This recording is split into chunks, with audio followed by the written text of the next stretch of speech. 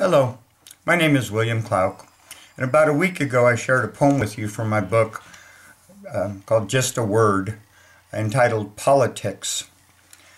Today, in the spirit of the current election process, and considering that religion seems to be playing a vital role in it all, I've decided to share another poem from this same book, entitled Religion. One says this, the other says that, and never does neither agree about the things that form man's soul and compel his destiny. But history itself, a bright light on the matter, shows that the answer is clear, that God made all things, and although diverse, he speaks the same word to each ear. Do not envy, hold your God dear, love as you want to be loved. For these words of wisdom, the convictions they bring, is the start of the touch from above. But whom do we follow to get this advice, seems the question that causes dissension. For each has their own historic example of the path to divine intervention. So it seems to me it becomes a choice, whether this one or that one to follow. For it also seems the result of this choice determines if filled or left hollow.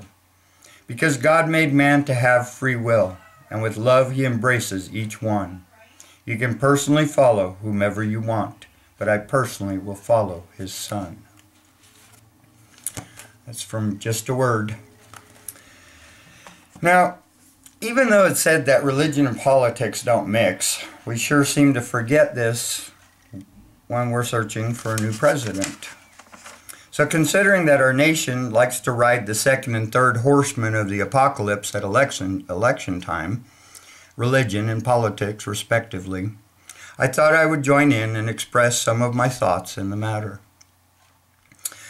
What is it about us as a nation that we pay more attention to a person's political party or their race or their gender or their religion or even their sexual orientation than we do to whether they are actually qualified to be the voice of the people?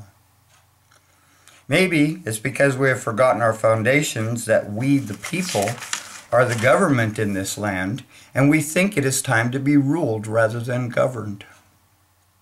I suppose we can expect this from a society that has paid no attention to the history that made us what we were before we became fragmented into a varied array of cultures and languages. And no one sees the wisdom in the saying, "A house divided will not stand." So while we pay attention to the cosmetics of it all, a devouring cancer has ransacked our beloved country to the point to where she is no longer recognizable to her children.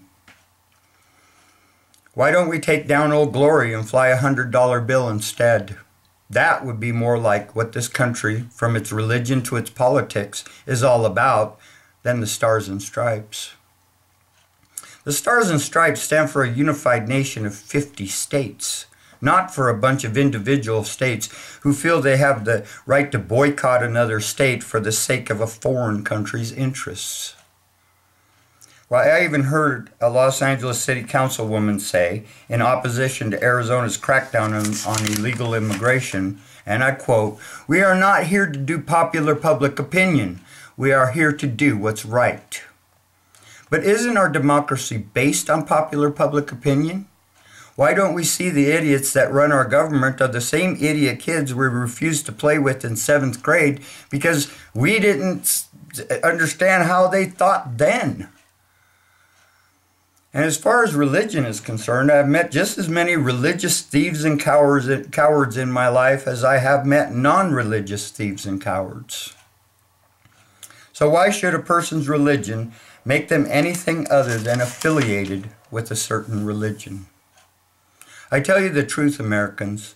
Seek and find the person who will repair and restore this country to a single culture under God, or our grandchildren's children will be reading in history books about the great nation that used to occupy this soil. Our freedoms were paid for with the rivers of blood shed by our forefathers. Even their limbs and their minds are scattered across the earth so that our freedom would not wane. So why do we think that our precious Constitution and Bill of Rights belong to anyone other than the people of the United States of America? Did their dads and sons and daughters and mothers and uncles, did they die for us? No, they didn't. It was ours that did. Why do we think it belongs to others? But go ahead, have it your way.